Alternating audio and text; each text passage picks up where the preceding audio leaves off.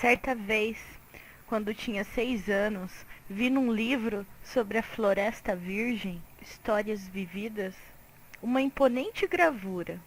Representava ela uma jiboia que engolia uma fera. Eis a cópia do desenho. Dizia o livro, as jiboias engolem, sem mastigar, a presa inteira. Em seguida, não podem mover-se e dorme os 6 meses da digestão. Refleti muito, então, sobre as aventuras da selva e fiz, com lápis de cor, o meu primeiro desenho. Meu desenho número 1 era assim.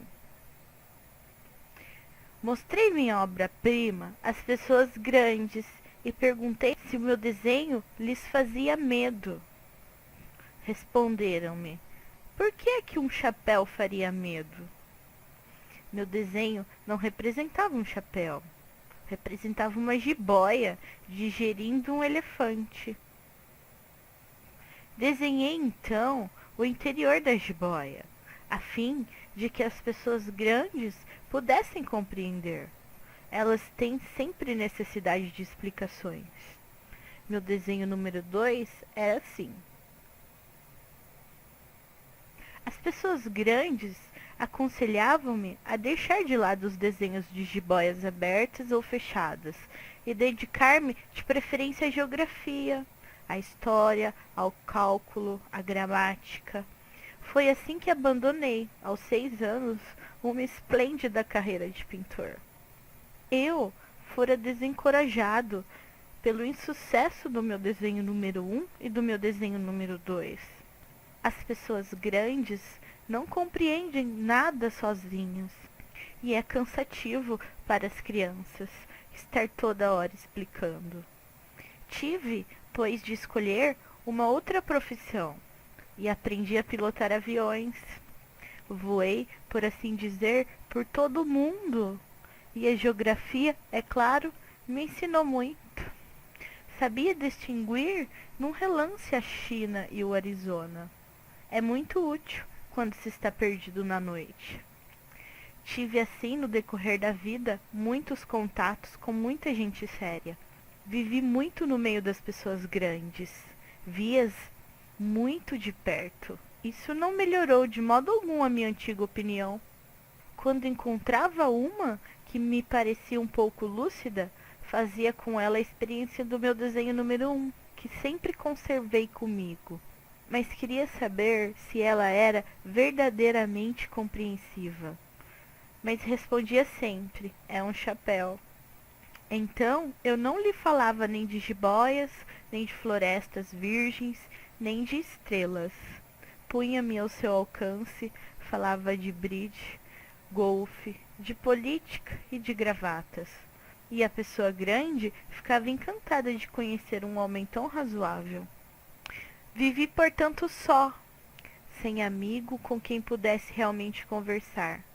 Até o dia, cerca de 6 anos atrás, em que tive uma pane no deserto do Saara. Alguma coisa se quebrava no motor. E como não tinha comigo mecânico ou passageiro, preparei-me para empreender sozinho o difícil conserto. Era para mim questão de vida ou de morte. Só dava para 8 dias a água que eu tinha. Na primeira noite, adormeci, pois sobre a areia há milhas e milhas de qualquer terra habitada.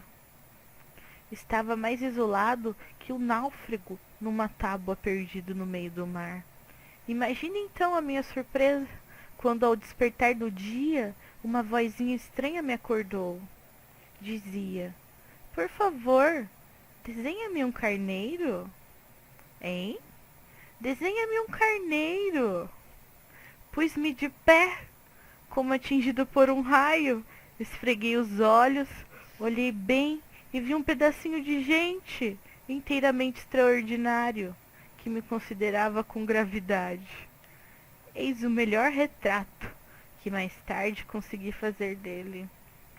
Meu desenho é, seguramente, muito menos sedutor que o modelo. Não tenho culpa.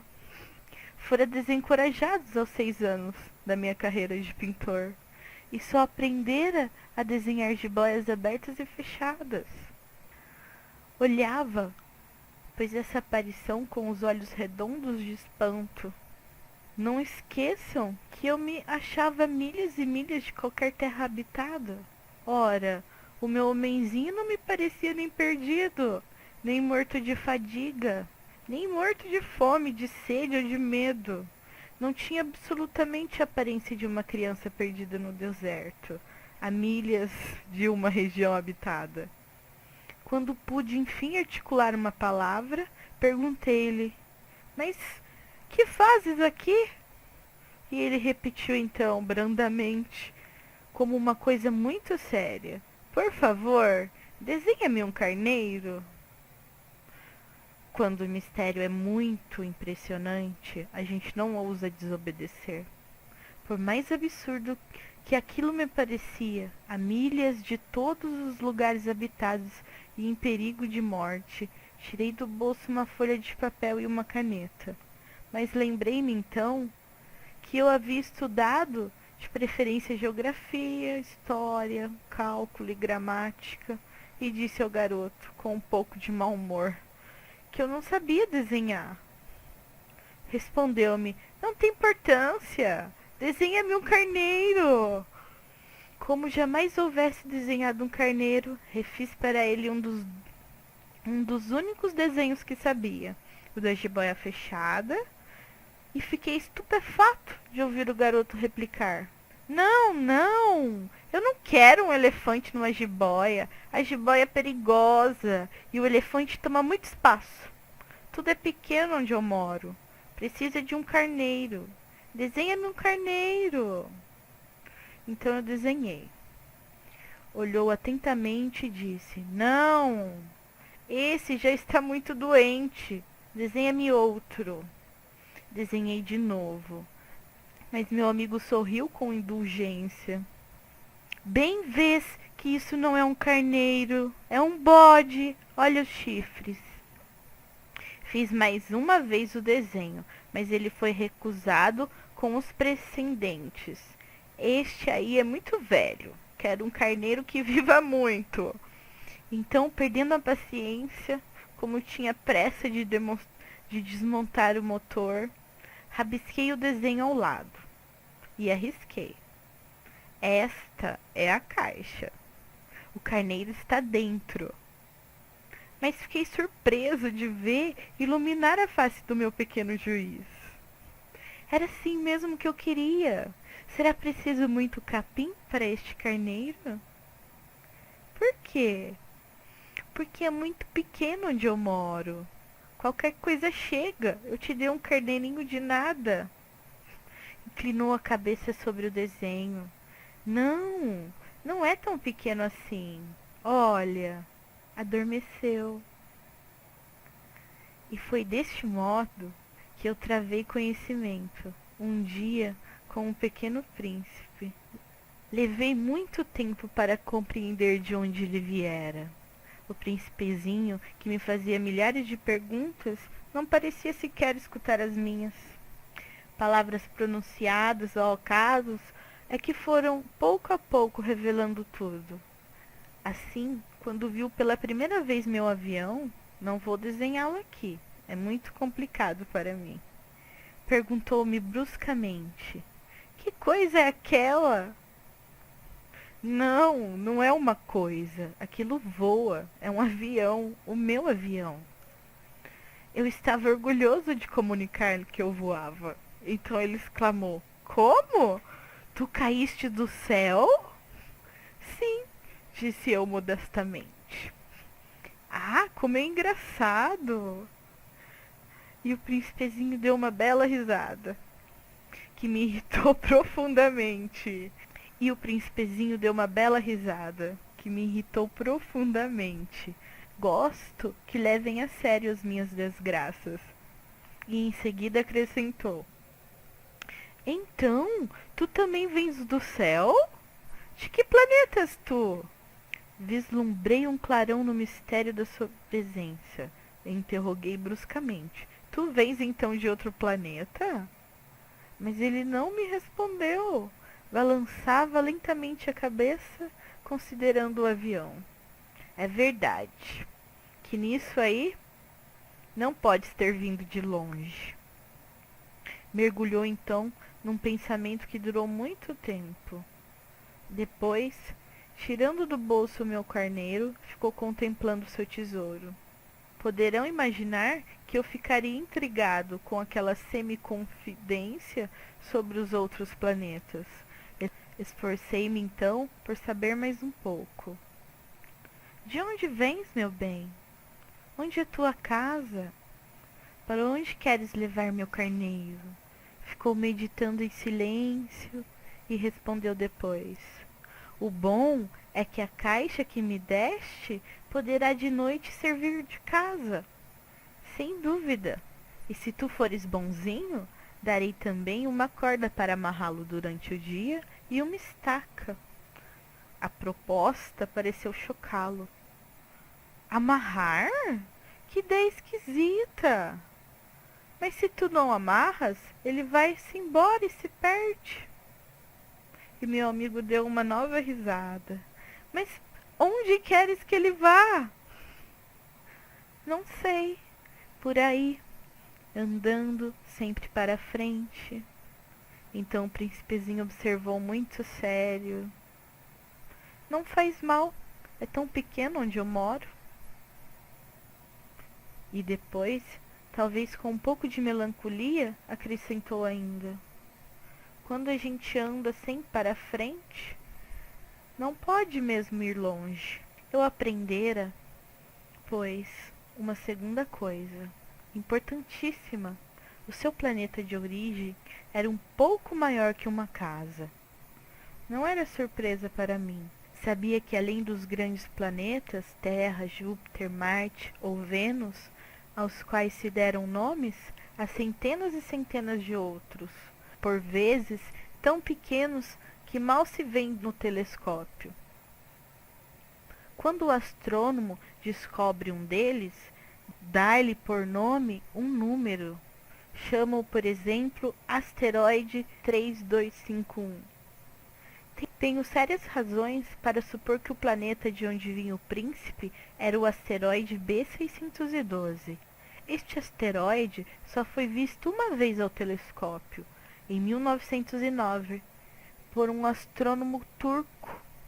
Ele fizera na época uma grande demonstração de sua descoberta num congresso internacional de astronomia, mas ninguém lhe dera crédito por causa das roupas que usava. As pessoas grandes são assim. Felizmente, para a reputação do asteroide B612, um ditador turco obrigou o povo, sob pena de morte, a vestir-se à moda europeia. O astrônomo repetiu sua demonstração em 1920, numa elegante casaca. Então, dessa vez, todo mundo se convenceu. Se lhes dou esses detalhes sobre o asteroide B612 e lhes confio o seu número, é por causa das pessoas grandes. As pessoas grandes adoram os números. Quando a gente lhes fala de um novo amigo, elas jamais se informam do essencial. Não perguntam nunca qual é o som da sua voz, qual os brinquedos que ele prefere. Será que ele coleciona borboletas? Mas perguntam, qual é a sua idade? Quantos irmãos ele tem? Quanto pesa? Quanto ganha seu pai? Somente então é que elas julgam conhecê-lo. Se dissermos às pessoas grandes, vi uma bela casa de tijolos cor-de-rosa, gerânios na janela, pombas no telhado, elas não conseguem de modo algum fazer uma ideia da casa. É preciso dizer-lhes, vi uma casa de 600 contos. Então elas exclamam, que beleza! Assim, se a gente lhe dizer, a prova de que o príncipezinho existia é que ele era encantador, que ele ria e que ele queria um carneiro, quando alguém quer um carneiro é porque existem. Elas darão o ombro e o chamarão de criança. Mas se disser, mas se dissermos o planeta de onde ele vinha é o asteroide B612, ficarão inteiramente convencidas e não amolarão com perguntas. Elas são assim mesmo. É preciso não lhes querer mal por isso. As crianças devem ser muito indulgentes com as pessoas grandes. Mas nós que compreendemos a vida, nós não ligamos aos números. Gostaria de ter começado essa história à moda dos contos de fada. Teria gostado de dizer: era uma vez um pequeno príncipe que habitava um planeta pouco maior que ele e que tinha necessidade de um amigo. Para aqueles que compreendem a vida, isso parecia sem dúvida muito mais verdadeiro.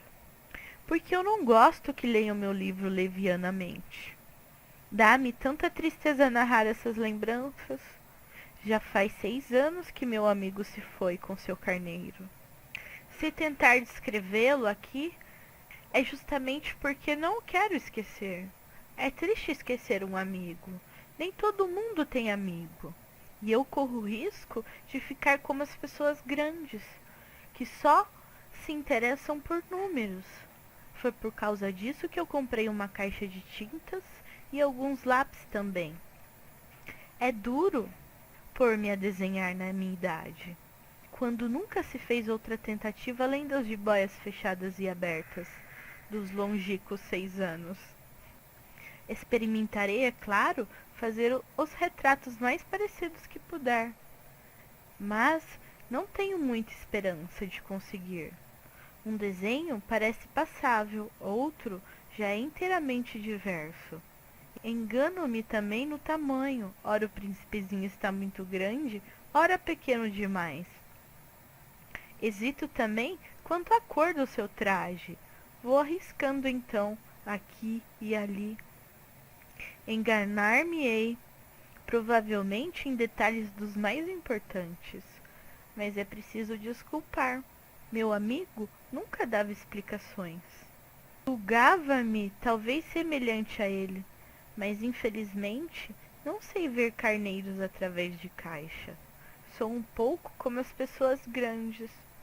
Acho que envelheci. Dia a dia eu ficava sabendo mais alguma coisa do planeta, da partida, da viagem, mas isso devagarinho, ao acaso das reflexões. Foi assim que vim a conhecer, no terceiro dia, o drama dos baobás. Desta vez ainda foi graças ao carneiro, pois bruscamente o príncipezinho me interrogou, tomando de grave dúvida. É verdade que os carneiros comem arbustos? Sim, é verdade. Ah, que bom! Não compreendi logo, porque era tão importante que os carneiros comessem arbustos. Mas o príncipezinho acrescentou: por conseguinte, eles também comem os baobás? Fiz notar ao príncipezinho que os baobás não são arbustos, mas árvores grandes como igrejas, e que mesmo que ele levasse consigo todo um rebanho de elefantes, eles não chegariam a dar cabo de um único baobá. A ideia de um rebanho de elefantes fez rir ao príncipezinho. Seria preciso botar um em cima do outro.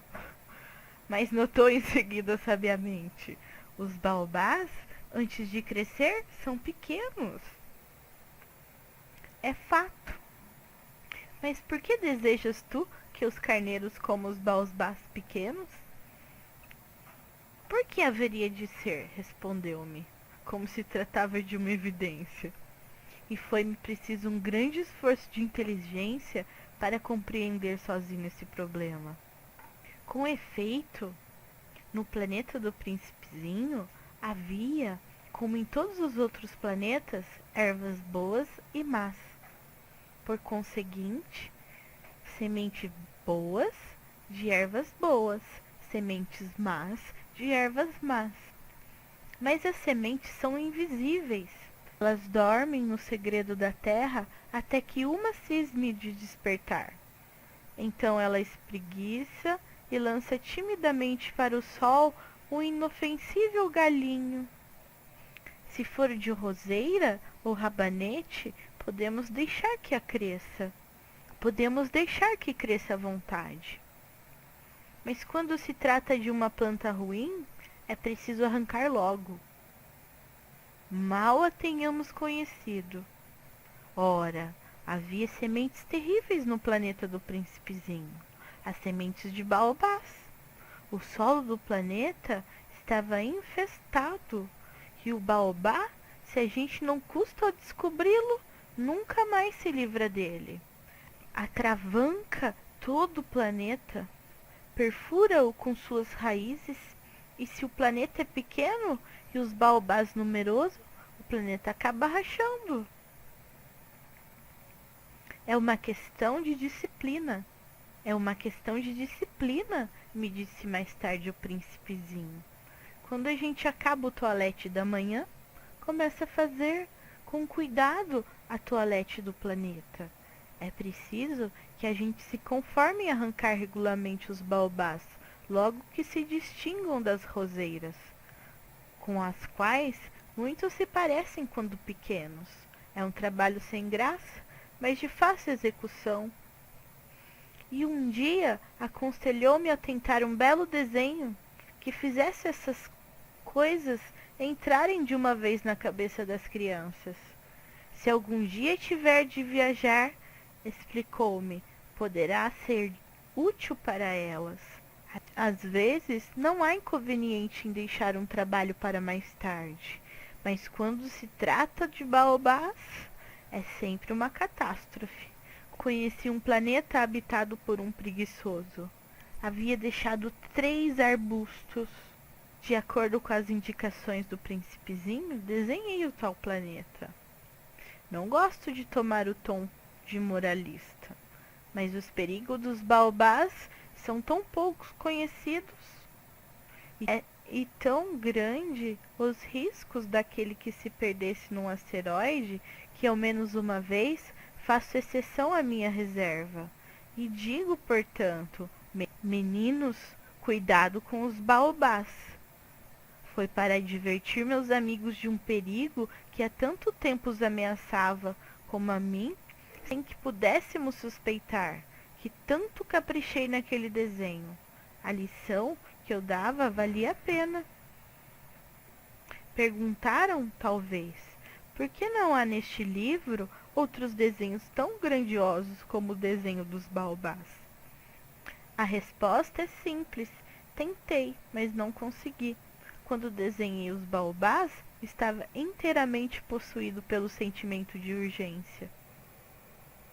Assim, eu comecei a compreender pouco a pouco, meu pequeno príncipezinho, e a tua vidinha melancólica. Muito tempo não tivesse outra distração que a doçura do pôr do sol. Aprendi esse novo detalhe quando me disseste na manhã do 4º dia. Gosto muito de pôr de sol. Vamos ver um? Mas é preciso esperar. Esperar o quê? Esperar que o sol se ponha. Tu fizeste um ar de surpresa e logo depois riste de ti mesmo. Disseste-me, eu imagino sempre estar em casa. De fato, quando é meio-dia nos Estados Unidos, o sol, todo mundo sabe, está se deitando na França. Bastaria ir à França num minuto para assistir o pôr do sol.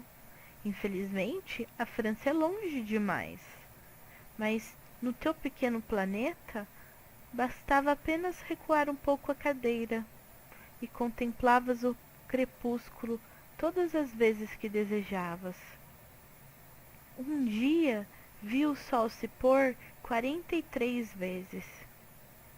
E um pouco mais tarde acrescentaste: quando a gente está triste demais, gosta do pôr do sol. Estava tão triste assim no dia dos 43? Mas o príncipezinho não respondeu. No quinto dia, sempre graças ao carneiro, este segredo da vida do pequeno príncipe me foi de súbito revelado. Perguntou-me, sem preâmbulo, como se fora o fruto de um problema muito tempo meditado em silêncio. Um carneiro, se come arbusto, come também as flores? Um carneiro come tudo que encontra, mesmo as flores que têm um espinho? Sim, mesmo as que têm. Então, para que servem os espinhos? Eu não sabia. Estava ocupadíssimo naquele instante, tentando desatarrachar do motor um parafuso muito apertado. Minha pane começava a parecer demasiado grave, e em breve já não teria água para beber. O príncipezinho jamais renunciava a uma pergunta, depois que a tivesse feito. Mas eu estava irritado com o parafuso e respondi qualquer coisa. Espinho não serve para nada, é pura maldade das flores.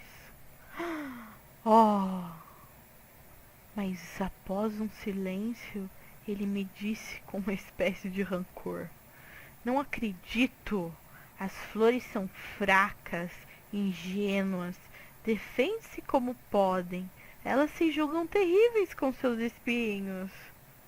Não respondi naquele instante. Eu pensava, se esse parafuso ainda resiste, vou fazê-lo saltar a martelo. E o príncipezinho perturbou-se de novo as reflexões. E tu pensas então que as flores? Ora, eu não penso nada. Eu aprendi qualquer coisa. Eu só me ocupo com coisas sérias. Ele olhou-me estupefato. Coisas sérias? Via-me, martelo em punho, dedos sujos de graxa, curvados sobre um feio objeto.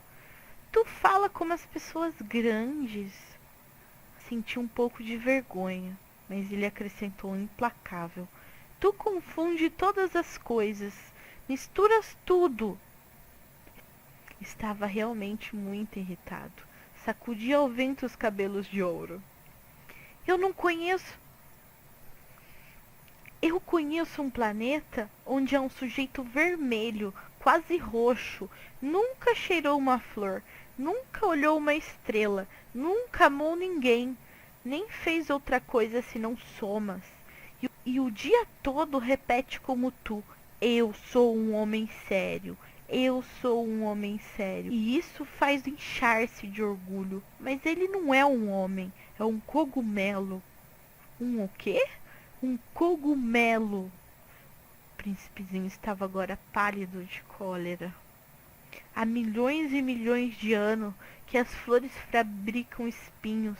Há milhões e milhões de anos que os carneiros as comem, apesar de tudo.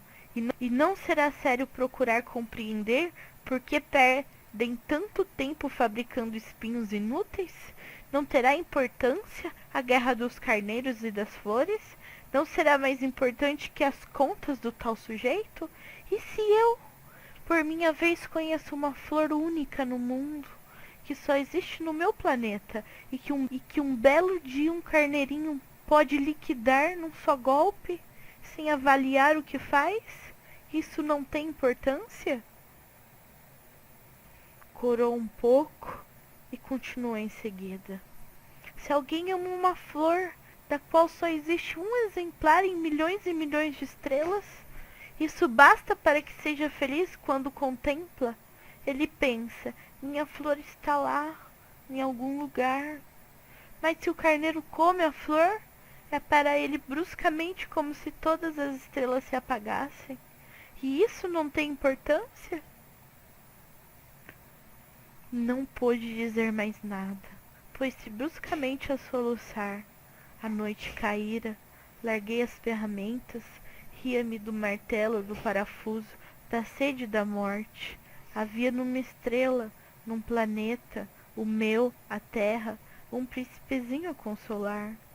Tomei-o nos braços, embalei-o, e lhe dizia: a flor que tu amas não está em perigo. Vou desenhar uma pequena mordaça para o carneiro, uma armadura para a flor. Eu não sabia o que dizer. Sentia-me desajeitado. Não sabia como atingi-lo, onde encontrá-lo.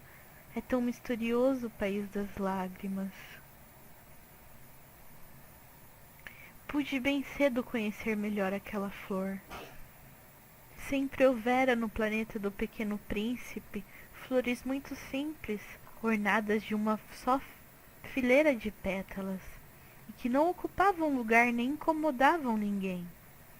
Apareciam certa manhã na relva e já à tarde se extinguiam, mas aquela brotava num dia de um grão trazido, não se sabe de onde, e o príncipezinho vigiava de perto o pequeno broto, tão diferente dos outros. Podia ser uma nova espécie de baobá. Mas o arbusto logo parou de crescer e começou então a preparar uma flor. O príncipezinho, que assistia à instalação de um enorme botão, bem sentiu que sairia dali uma aparição miraculosa. Mas a flor não acabava mais de preparar sua beleza no seu verde quarto. Escolhia as cores com cuidado, vestia-se lentamente, ajustava uma a uma suas pétalas. Não queria sair assim, como os cravos, amarrotada. No radioso esplendor de sua beleza é que ela queria parecer. Ah, sim, era vaidosa. Sua misteriosa toilette, portanto, duraram dias e dias. E eis que uma bela manhã, justamente à hora do sol nascer, havia-se, afinal, mostrado. E ela, que se preparava com tanto esmero, disse bocejando: ah, acabo de despertar, desculpa, estou ainda toda despenteada. O príncipezinho então não pôde conter seu espanto. Como és bonita! Não é? Respondeu a flor docemente. Nasci ao mesmo tempo em que o sol. O príncipezinho percebeu logo que a flor não era modesta, mas era comovente. Creio que é a hora do almoço, acrescentou ela. Tu poderias cuidar de mim. E o príncipezinho, embaraçado, fora buscar um regador com água fresca e servir a flor. Assim ela o afligira logo com sua mórbida vaidade. Um dia, por exemplo, falando dos seus 4 espinhos, dissera ao pequeno príncipe: é que podem vir os tigres com suas garras. Não há tigres em meu planeta, objetara o príncipezinho. E depois os tigres não comem erva. Não sou uma erva, respondeu a flor suavemente. Perdoa-me. Não tenho receio dos tigres, mas tenho horror às correntes de ar. Não terias acaso um paravento? Horror das correntes de ar? Não é muito bom para uma planta, notara o príncipezinho. É bem complicada essa flor. À noite me colocarás sobre a redoma. Faz muito frio no teu planeta. Está mal instalado. De onde eu venho? Mas interrompeu-se de súbito. Viera em forma de semente, não pudera conhecer nada dos outros mundos. Humilhada por ter sido deixada apanhar numa mentira tão tola, tossiu 2 ou 3 vezes para pôr a culpa no príncipe. E o paravento? Ia buscá-lo, mas tu me falavas? Então ela redobrava a tosse para infligir-lhe remorso. Assim, o príncipezinho, apesar de boa vontade do seu amor, logo duvidara dela. Tomara a sério palavras sem importância e se tornara infeliz. Não a devia ter escutado, confessou-me um dia. Não se deve nunca escutar as flores. basta olhá-las, aspirar-lhe o seu perfume. A minha embalsamava o planeta, mas eu não me agastara, devia ter enternecido, confessou-me ainda. Não soube compreender coisa alguma. Devia tê-la julgado pelos atos, não pelas palavras. Ela me perfumava e me iluminava. Não devia jamais ter fugido. Deveria ter-lhe adivinhado a ternura sobre os seus pobres ardis. São tão contraditórias as flores, mas eu era jovem demais para saber amar. E o que ele aproveitou para evadir-se, pássaros selvagens que emigravam. Na manhã da partida, pôs o planeta em ordem, revolveu cuidadosamente seus 2 vulcões, e era muito cômodo para esquentar o almoço. Possuía também um vulcão extinto, mas como ele dizia, quem é que pode garantir? Revolveu também o extinto. Se eles são bem revolvidos, os vulcões queimam lentamente, regularmente, sem erupções. As erupções vulcânicas são como fagulhas de lareira. Na Terra, nós somos muito pequenos para revolver vulcões. Por isso é que nos causam tanto dano. O príncipezinho arrancou também, não sem um pouco de melancolia, os últimos rebentos de baobás. Ele julgava nunca mais voltar, mas todos esses trabalhos familiares lhe pareceram, aquela manhã, extremamente doces. E quando regou pela primeira vez a flor e se dispunha a colocá-lo sobre a redoma, percebeu que estava com vontade de chorar. Adeus, disse ele à flor, mas a flor não respondeu. Adeus, repetiu ele. A flor tossiu, mas não era por causa do resfriado. Eu fui tola, disse por fim. Peço-te perdão. Trata de ser feliz. A ausência de censuras o surpreendeu. Ficou parado, intensamente sem jeito, com a redoma no ar. Não podia compreender essa calma doçura. É claro que eu te amo, disse-lhe a flor. Foi por minha culpa que não soubestes de nada. Isso não tem importância. Foste tão tolo quanto eu. Trata de ser feliz. Mas pode deixar em paz a redoma. Não preciso mais dela. Mas o vento...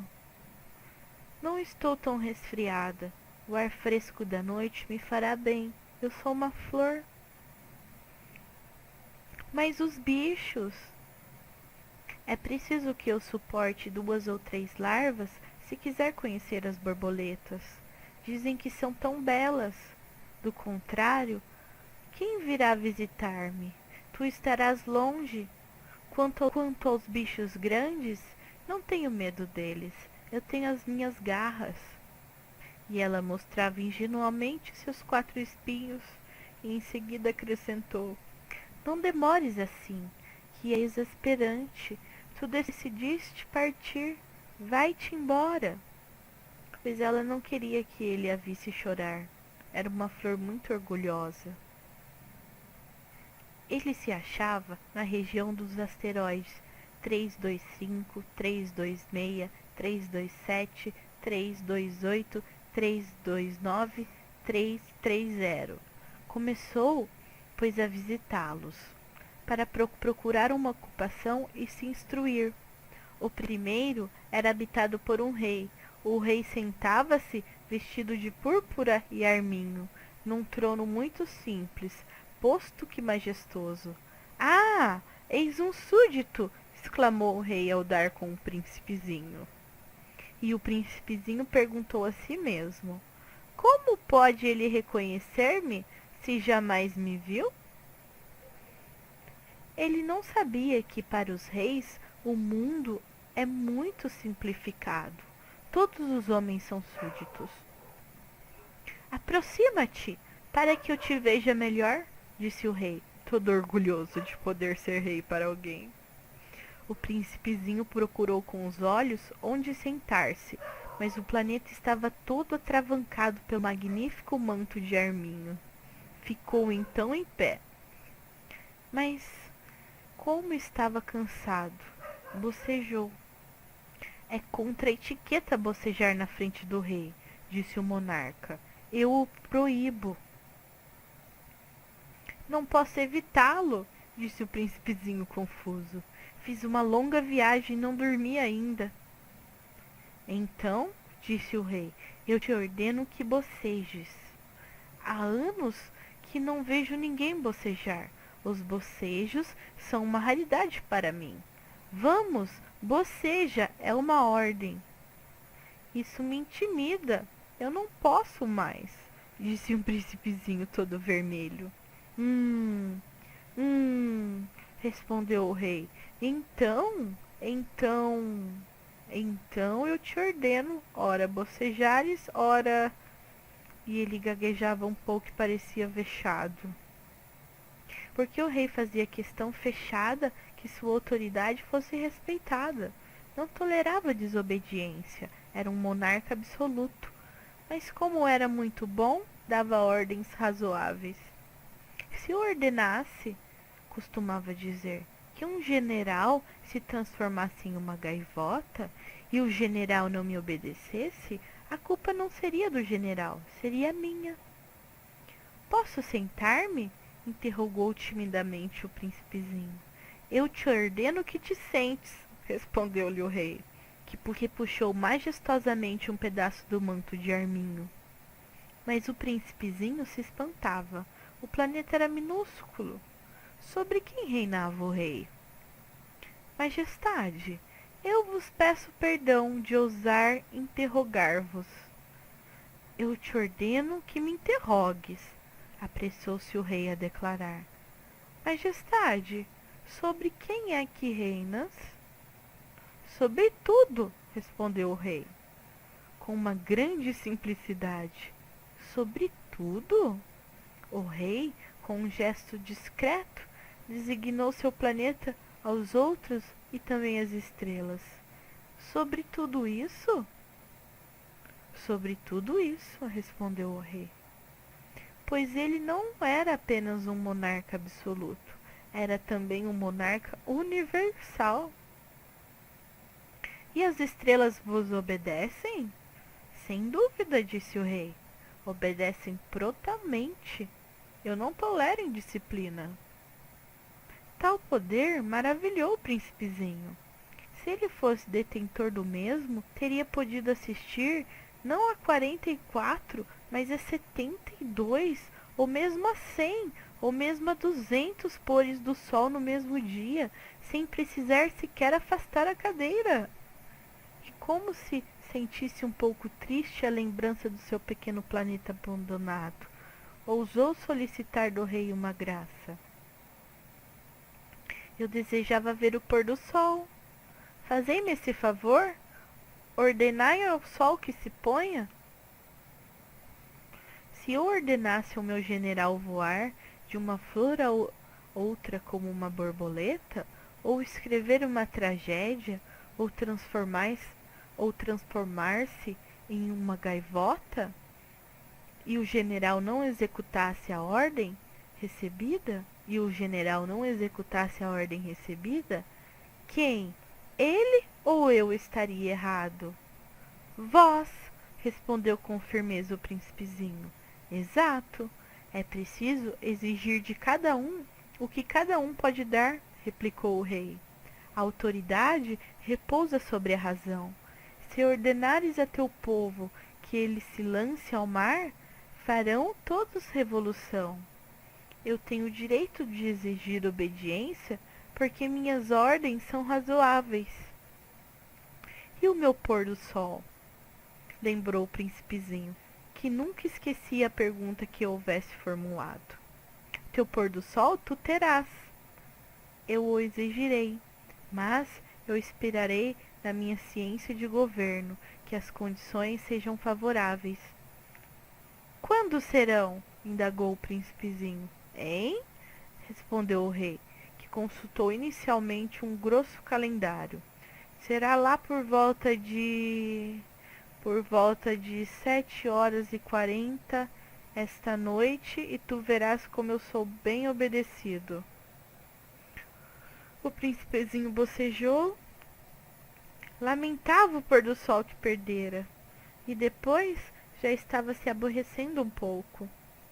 Não tenho mais nada para fazer aqui, disse ao rei. Vou prosseguir minha viagem. Não partas, respondeu o rei, que estava orgulhoso de ter um súdito. Não partas, eu te faço ministro. Ministro de quê? Da justiça. Mas não há ninguém a julgar. Quem sabe, disse o rei. Ainda não. Ainda não dei a volta ao meu reino. Estou muito velho. Não tenho lugar para a carruagem. E andar cansa-me muito. Oh, mas eu já vi, disse o príncipezinho, que inclinou para dar ainda mais uma olhadela do outro lado do planeta. Não consigo ver ninguém. Tu julgarás a ti mesmo, respondeu-lhe o rei. É o mais difícil. É bem mais difícil julgar-se a si mesmo do que julgar os outros. Se conseguires julgar-te bem, eis um verdadeiro sábio. Mas eu posso julgar-me a mim próprio em qualquer lugar, replicou o príncipezinho. Não preciso para isso ficar morando aqui. Ah, disse o rei, eu tenho quase certeza de que há um velho rato no meu planeta. Eu o escuto de noite. Tu poderás julgar este rato. Tu o condenarás à morte de vez em quando. Assim a sua vida dependerá da tua justiça. Mas tu o perdoarás cada vez para economizá-los, pois só temos um. Eu? Respondeu o príncipezinho. Eu não gosto de condenar à morte. E acho que vou mesmo embora. Não, disse o rei. Mas o príncipezinho, tendo acabado os preparativos, não quis afligir o velho monarca. Se vossa majestade deseja ser prontamente obedecido, poderá dar-me uma ordem razoável. Poderia ordenar-me, por exemplo, que partisse em menos de 1 minuto. Parece-me que as condições são favoráveis. Como o rei não dissesse nada, o príncipezinho hesitou um pouco. Depois suspirou e partiu. Te faço meu embaixador! Apressou-se o rei em gritar. Tinha um ar de grande autoridade. As pessoas são muito esquisitas, pensava durante a viagem o príncipezinho. O segundo planeta, um vaidoso o habitava. Ah, um admirador vem visitar-me! Exclamou de longe o vaidoso. Mal vira o príncipe. Porque para os vaidosos, os outros homens são sempre admiradores. Bom dia, disse o príncipezinho. Você tem um chapéu engraçado. É para agradecer, exclamou o vaidoso. Para agradecer quando me aclamam. Infelizmente, não passa ninguém por aqui. Sim, disse o príncipezinho sem compreender. O príncipezinho bateu as mãos uma na outra. O vaidoso agradeceu modestamente, erguendo o chapéu. Ah, isso é mais divertido que a visita ao rei, disse consigo mesmo o príncipezinho, e começou a bater as mãos uma na outra. O vaidoso começou a agradecer, tirando o chapéu. Após 5 minutos de exercício, o príncipezinho cansou-se com a monotonia do brinquedo. Ele, para o chapéu cair, perguntou: O que é preciso fazer? Mas o vaidoso não ouviu. Os vaidosos só ouvem elogios. Não é verdade que tu me admiras muito? Perguntou ele ao príncipezinho. O que quer dizer admirar? Admirar significa reconhecer que eu sou o homem mais belo, mais rico, mais inteligente e mais bem vestido de todo o planeta. Mas só há você no seu planeta. Dai-me esse gosto, admira-me mesmo assim. Eu te admiro, disse o príncipezinho, dando os ombros. Mas como pode isso interessar-te? E o príncipezinho foi-se embora.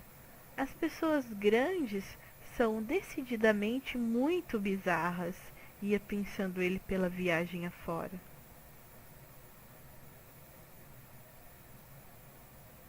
O planeta seguinte era habitado por um bêbado. Esta visita foi muito curta, mas mergulhou o príncipezinho numa profunda melancolia. "O que fazes aí?" perguntou ao bêbado, silenciosamente instalado diante de uma coleção de garrafas vazias e uma coleção de garrafas cheias. "Eu bebo", respondeu o bêbado, com ar lúgubre.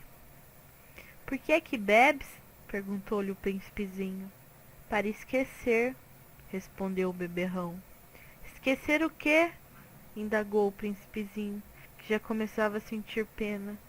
"Esquecer que tenho vergonha", confessou o bêbado, baixando a cabeça. "Vergonha de quê?" investigou o príncipezinho, que desejava socorrê-lo. "Vergonha de beber", concluiu o beberrão, encerrando-se definitivamente no seu silêncio. E o príncipezinho foi-se embora perplexo. As pessoas grandes são decididamente muito bizarras, dizia para si mesmo durante a viagem. O quarto planeta era o do homem de negócios. Estava tão ocupado que não levantou sequer a cabeça à chegada do príncipe. "Bom dia", disse-lhe este. "O seu cigarro está apagado." 3 e 2 são 5. 5 e 7, 12. 12, 13, 15, bom dia.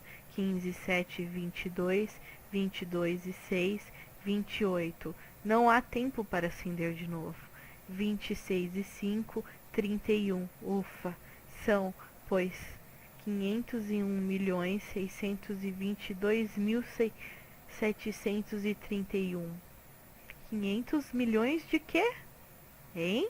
Ainda estás aqui? 501 milhões de... Eu não sei mais. Tenho tanto trabalho. Sou um sujeito sério. Não me ocupo com ninharias. 2 e 5, 7. 500 milhões de quê? Repetiu o príncipezinho, que nunca na sua vida renunciava a uma pergunta, uma vez que a tivesse feito. O homem de negócios levantou a cabeça. "Há 54 anos que habito este planeta e só fui incomodado 3 vezes.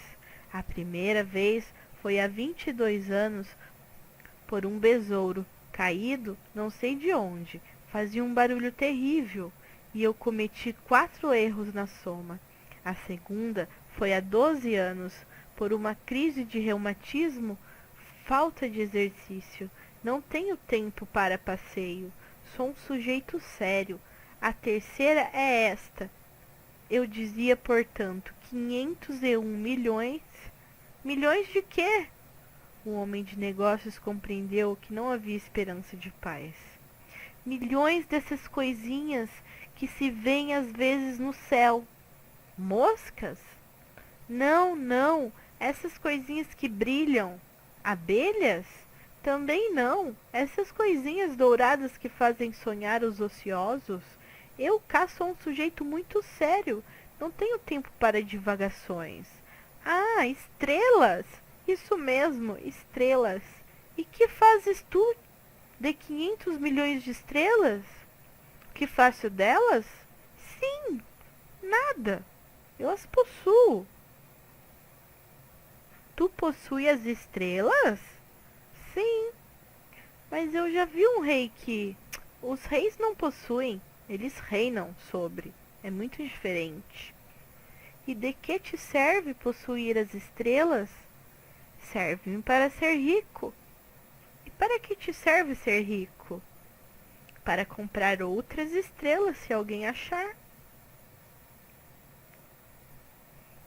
Esse aí, disse o príncipezinho para si mesmo, raciocina um pouco como bêbado. No entanto, fez ainda algumas perguntas. Como pode a gente possuir as estrelas? De quem são elas? Respondeu ameaçador o homem de negócios. Eu não sei. De ninguém. Logo são minhas, porque pensei primeiro. Basta isso? Sem dúvida. Quando achas um diamante que não é de ninguém, ela é tua. Quando achas uma ilha que não é de ninguém, ela é tua. Quando tens uma ideia primeira, tu as fazes registrar, ela é tua. E quanto a mim, eu possuo as estrelas, pois ninguém antes de mim teve a ideia de possuí-las. Isso é verdade, disse o príncipezinho. E que tu fazes com elas? Eu, eu as administro. Eu as conto e reconto, disse o homem de negócios. É difícil, mas eu sou um homem sério. O príncipezinho ainda não estava satisfeito.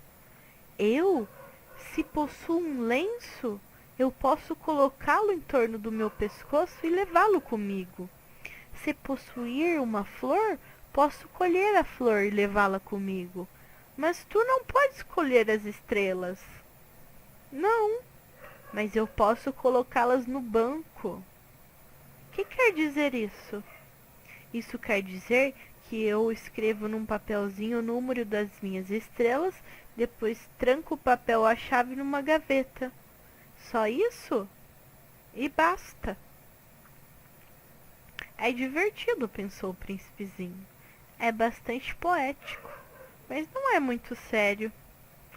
O príncipezinho tinha, sobre as coisas sérias, ideias muito diversas das ideias das pessoas grandes. Eu, disse ele ainda, possuo uma flor que rego todos os dias. Possuo 3 vulcões que revolvo toda semana. Por que revolvo também o que está extinto? A gente nunca sabe. É útil para os meus vulcões. É útil para a minha flor que eu a possua. Mas para tu, não é útil as estrelas. O homem de negócio abriu a boca, mas não achou nada a responder. E o príncipezinho se foi. As pessoas grandes são mesmo extraordinárias, repetia simplesmente no percurso da viagem. O 5º planeta era muito curioso. Era o menor de todos. Mal dava para um lampião e o acendedor de lampiões. O príncipezinho não podia atinar para que pudessem servir. No céu, num planeta sem casa e sem gente, um lampião e o acendedor de lampiões. No entanto, disse consigo mesmo, talvez esse homem seja mesmo absurdo. No entanto, é menos absurdo que o rei, que o vaidoso, que o homem de negócios, que o beberrão. Seu trabalho ao menos tem um sentido. Quando acende o lampião, é como se fizesse nascer mais uma estrela, mais uma flor. Quando o apaga, porém, é a estrela ou a flor que adormecem. É uma ocupação bonita e é útil, porque é bonita. Quando abordou o planeta, saudou respeitosamente o acendedor. Bom dia! Por que acabas de apagar teu lampião? É o regulamento, respondeu o acendedor. Bom dia! Que é o regulamento? É apagar meu lampião. Boa noite. Mas por que acabas de acendê-lo de novo? É o regulamento, respondeu o acendedor. Eu não compreendo, disse o príncipezinho. Não é para compreender, disse o acendedor. Regulamento é regulamento. Bom dia. E apagou o lampião. E em seguida enxugou a fronte num lenço de quadrinhos vermelhos. Eu executo uma tarefa terrível. Antigamente era razoável. Apagava de manhã e acendia à noite. Tinha um resto do dia para descansar e o resto da noite para dormir. E depois disso, mudou o regulamento? O regulamento não mudou, disse o acendedor. Aí é que está o drama. O planeta de ano em ano gira mais depressa e o regulamento não muda. Então, disse o príncipezinho, agora que ele dá uma volta por minuto, não tenho mais um segundo de repouso. Acendo e apago uma vez por minuto. Ah, que engraçado. Os dias aqui duram 1 minuto? Não é engraçado, disse o acendedor. Já faz 1 mês que estamos conversando. 1 mês? Sim, 30 minutos, 30 dias. Boa noite. E acendeu o lampião. O príncipezinho considerou-o e amou aquele acendedor tão fiel ao regulamento. Lembrou-se dos pores do sol que ele mesmo produzia. Recuando um pouco a cadeira, quis ajudar o amigo. Sabes, eu sei um modo de descansar quando quiseres. Eu sempre quero, disse o acendedor. Pois a gente pode ser, ao mesmo tempo, fiel e preguiçoso. E o príncipezinho prosseguiu. Teu planeta é tão pequeno que podes com 3 passos dar-lhe a volta. Basta andar-lhe lentamente, bem lentamente, de modo que ficares sempre ao sol. Quando quiseres descansar, caminharás, e o dia durará o quanto queiras. Isso não adianta muito, disse o acendedor. O que eu mais gosto na vida é de dormir. Então não há remédio, disse o príncipezinho. Não há remédio, disse o acendedor. Bom dia. E apagou seu lampião. Esse aí, disse para si o príncipezinho, ao prosseguir a viagem para mais longe, esse aí seria desprezado por todos os outros, o rei, o vaidoso, o beberrão, o homem de negócios. No entanto, é o único que não parece ridículo, talvez porque é o único que se ocupa de outra coisa que não seja ele próprio. Suspirou de pensar e disse ainda: era o único que eu podia ter feito meu amigo, mas seu planeta é mesmo pequeno demais. Não há lugar para 2. O que o príncipezinho não ousava confessar é que os 1440 pores do sol em 24 horas davam-lhe certa saudade do abençoado planeta. O 6º planeta era 10 vezes maior. Era habitado por um velho que escrevia livros enormes. Bravo! Eis um explorador! Exclamou ele, logo que viu o príncipezinho. O príncipezinho assentou-se na mesa, ofegante. Já viajara tanto. De onde vens? Perguntou-lhe o velho. Que livro é esse? Perguntou-lhe o príncipezinho. Que faz o senhor aqui?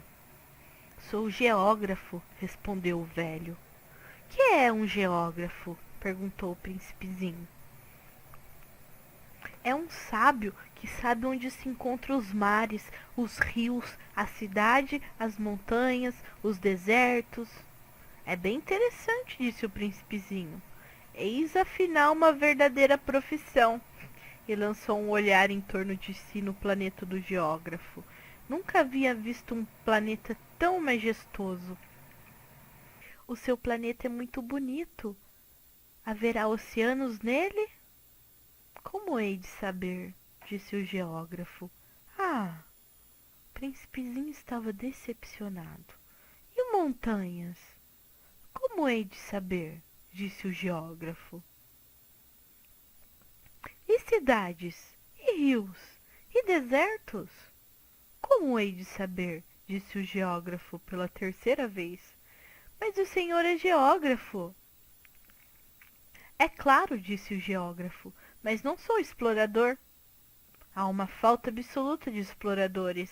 Não é o geógrafo que vai contar as cidades, os rios, as montanhas, os mares, os oceanos, os desertos. O geógrafo é muito importante para estar passeando. Não deixa um instante a escrivaninha, mas recebe os exploradores, interroga-os, anota suas lembranças, e se as lembranças de alguns lhe parecem interessantes, o geógrafo estabelece um inquérito sobre a moralidade do explorador. Por quê? Porque um explorador que mentisse produziria catástrofes nos livros de geografia, como o explorador que bebesse demais. Por quê? Perguntou o príncipezinho. Porque os bêbados vêm dobrados. Então o geógrafo anotaria duas montanhas onde há uma só? Conheço alguém, disse o príncipezinho, que seria um mau explorador. É possível, pois bem. Quanto a moralidade do explorador parece boa, faz-se uma investigação sobre a sua descoberta. Vai-se ver? Não, seria muito complicado, mas exige-se do explorador que ele forneça provas. Tratando-se, por exemplo, de uma grande montanha, ele trará grandes pedras. O geógrafo, de súbito, se entusiasmou. Mas tu vens de longe, tu és explorador, tu me vais descrever o teu planeta. E o geógrafo, tendo aberto seu caderno, apontou o seu lápis. Anotam-se primeiro a lápis as narrações dos exploradores. Espera-se para cobrir a tinta que o explorador tenha fornecido provas. Então, interrogou o geógrafo. Oh, onde eu moro, disse o príncipezinho, não é interessante. É muito pequeno. Eu tenho 3 vulcões, 2 vulcões em atividades e um vulcão extinto. A gente nunca sabe. A gente nunca sabe, repetiu o geógrafo. Tenho também uma flor. Mas nós não anotamos flores, disse o geógrafo. Por que não? É o mais bonito. Porque as flores são efêmeras. O que quer dizer efêmera? As geografias, disse o geógrafo, são os livros de mais valor. Nunca ficam fora de moda. É muito raro que um monte troque de lugar. É muito raro um oceano esvaziar-se. Nós escrevemos coisas eternas, mas os vulcões extintos podem se reanimar, interrompeu o príncipezinho. Que quer dizer efêmera?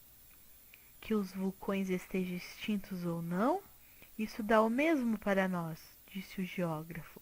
O que nos interessa é a montanha, ela não muda. Mas que quer dizer efêmera? Repetiu o príncipezinho, que nunca, na sua vida, renunciava uma pergunta que tivesse feito. Quer dizer ameaçada de próxima desaparição. Minha flor estará ameaçada de próxima desaparição? Sem dúvida. Minha flor é efêmera? Disse o príncipezinho. E não tem mais que 4 espinhos para defender-se do mundo? E eu a deixei sozinha? Foi seu primeiro movimento de remorso, mas retomou coragem. Que me aconselha a visitar? Perguntou ele. O planeta Terra, respondeu-lhe o geógrafo. Goza de grande reputação. E o príncipezinho se foi, pensando na flor. O 7º planeta foi, pois, a Terra. A Terra é um planeta qualquer. Conta-se lá 111 reis, não esquecendo, é claro, os reis negros, 7.000 geógrafos, 900.000 negociantes, 7,5 milhões de beberrões, 311 milhões de vaidosos, isto é, cerca de 2 bilhões de pessoas grandes. Para dar-lhes uma ideia das dimensões da Terra, eu lhes direi que, antes da invenção da eletricidade, era necessário manter para o conjunto dos 6 continentes um verdadeiro exército de 462.511 acendedores de lampiões. Isso fazia, visto um pouco de longe, um magnífico efeito. Os movimentos desse exército eram ritmados com os de um balé de ópera. Primeiro vinha a vez dos acendedores de lampião da Nova Zelândia e da Austrália. Estes, em seguida, acesos os lampiões, iam dormir. Entrava, por sua vez, a dança dos acendedores dos lampiões da China e da Sibéria.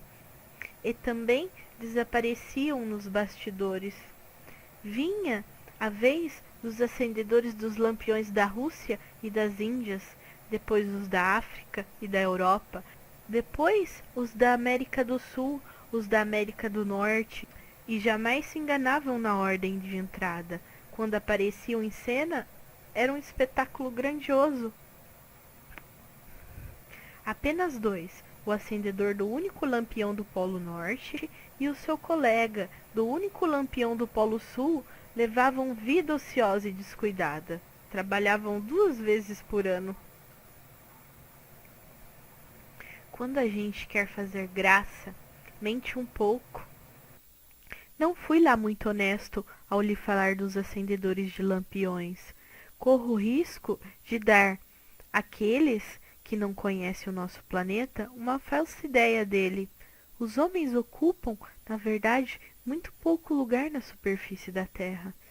Se os 2 bilhões de habitantes que povoam a Terra se mantivessem em pé, colocando um ao outro como para um comício, acomodar-se-iam facilmente numa praça pública de 20 milhas de comprimentos por 20 de largura. Poder-se-ia ajuntar a humanidade toda na menor das ilhas do Pacífico. As pessoas grandes não acreditarão, é claro. Elas julgam ocupar muito espaço. Imaginam-se tão importantes como os baobás. Digam-lhes, pois que façam o cálculo. Elas adoram os números. Ficarão contentes com isso. Mas vocês não percam tempo com esses problemas de aritmética. É inútil. Vocês acreditam em mim. O príncipezinho, uma vez na terra, ficou, pois muito surpreso de não ver ninguém. Já receara ter se enganado de planeta, quando um anel cor de lua remexeu na areia. Boa noite, disse o príncipezinho, inteiramente ao acaso. Boa noite, disse a serpente. Em que planeta me encontro? Perguntou o príncipezinho. Na Terra, na África, respondeu a serpente. Ah, e não há ninguém na Terra? Aqui é o deserto, não há ninguém nos desertos. A terra é grande, disse a serpente. O príncipezinho sentou-se numa pedra e ergueu-se os olhos para o céu. As estrelas são todas iluminadas. Não será para que cada um possa um dia encontrar a sua? Olha o meu planeta, está justamente em cima de nós. Mas como está longe? Teu planeta é belo, diz a serpente. Que vens fazer aqui? Tive dificuldades com uma flor, disse o príncipe. Ah! Exclamou a serpente, e se calaram. Onde estão os homens? Repetiu enfim o príncipezinho. A gente está um pouco só no deserto. Entre os homens também, disse a serpente. O príncipezinho olhou-a longamente. Tu és um bichinho engraçado, disse ele, fino como um dedo. Mas sou mais poderosa do que o dedo de um rei, disse a serpente. O príncipezinho sorriu. Tu não és tão poderosa assim. Não tens sequer umas patas. Não podes sequer viajar. Eu posso levar-te mais longe que um navio, disse a serpente. Ela enrolou na perninha do príncipe como um bracelete de ouro. Aquele que eu toco, eu devolvo à terra de onde veio, continuou a serpente. Mas tu és puro, tu vens de uma estrela. O príncipezinho não respondeu. Tenho pena de ti, tão fraco nessa terra de granito. Posso ajudar-te um dia, se tiveres muita saudade do teu planeta. Posso... Oh, eu compreendi muito bem, disse o príncipezinho. Mas por que fala sempre por enigmas? Eu os resolvo todos, disse a serpente. E calaram-se os dois. O príncipezinho atravessou o deserto e encontrou apenas uma flor de 3 pétalas, uma florzinha à toa. Bom dia, disse o príncipezinho. Bom dia, disse a flor. Onde estão os homens? Perguntou polidamente. A flor um dia vira passar uma caravana. Os homens? Eu creio que existe uns 6 ou 7.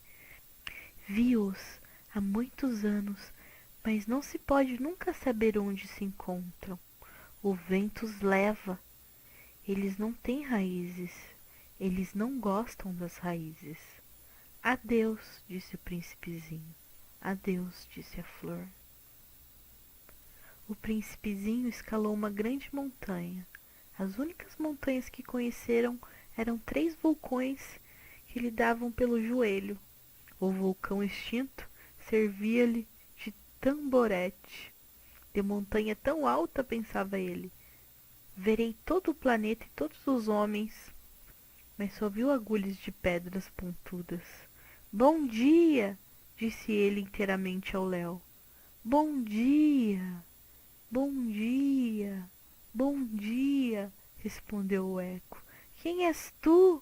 Perguntou o príncipezinho. Quem és tu? Quem és tu?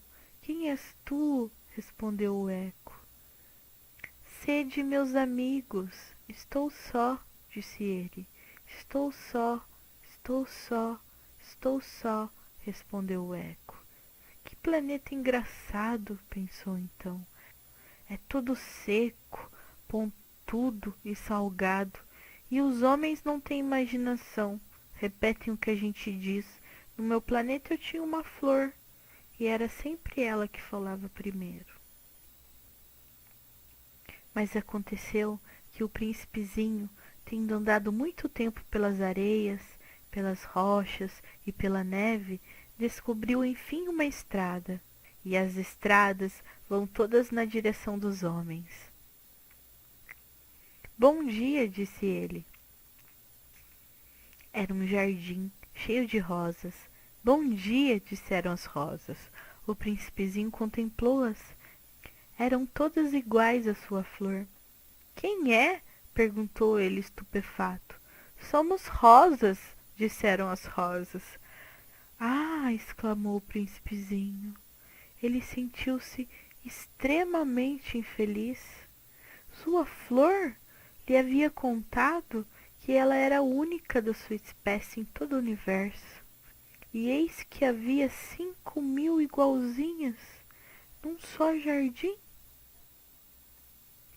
Ela haveria de ficar bem vermelha, pensou ele, se visse isso. Começaria a tossir, fingiria morrer para escapar ao ridículo. E então teria que fingir que cuidava dela, porque senão, só para me humilhar, era bem capaz de morrer de verdade. Depois refletiu ainda. Eu me julgava rico de uma flor sem igual, e é apenas uma rosa comum que eu possuo. Uma rosa, 3 vulcões que me dão pelo joelho, um dos quais extinto para sempre. Isso não faz de mim um príncipe muito grande. E deitado na relva, ele chorou. E foi então que apareceu a raposa. Bom dia, disse a raposa. Bom dia, respondeu polidamente o príncipezinho, que se voltou, não viu nada. Que se voltou, mas não viu nada. Estou aqui, disse a voz, debaixo da macieira. Quem és tu? Perguntou o príncipezinho. Tu és bem bonita. Sou uma raposa, disse a raposa. Vem brincar comigo, propôs o príncipezinho. Estou tão triste. Eu não posso brincar contigo, disse a raposa. Não me cativaram ainda. Ah, desculpa, disse o príncipezinho. Após uma reflexão acrescentou. Que quer dizer cativar? Tu não és daqui, disse a raposa. Que procuras? Procuro os homens, disse o príncipezinho. Que quer dizer cativar? Os homens, disse a raposa. Tem fuzis e caçam. É bem cômodo. Criam galinhas também. É a única coisa interessante que eles fazem. Tu procura galinhas? Não, disse o príncipezinho. Eu procuro amigos. Que quer dizer cativar? É uma coisa muito esquecida, disse a raposa. Significa criar laços. Criar laços? Exatamente, disse a raposa. Tu não és ainda para mim senão um garoto inteiramente igual a 100.000 outros garotos. E eu não tenho necessidade de ti. E tu não tens também necessidade de mim. Não passo a teus olhos de uma raposa igual a 100.000 outras raposas. Mas se tu me cativas, nós teremos necessidades um do outro. Serás para mim único no mundo, e eu serei para ti única no mundo. Começo a compreender, disse o príncipezinho. Existe uma flor. Eu creio que ela me cativou. É possível, disse a raposa. Vê-se tanta coisa na terra.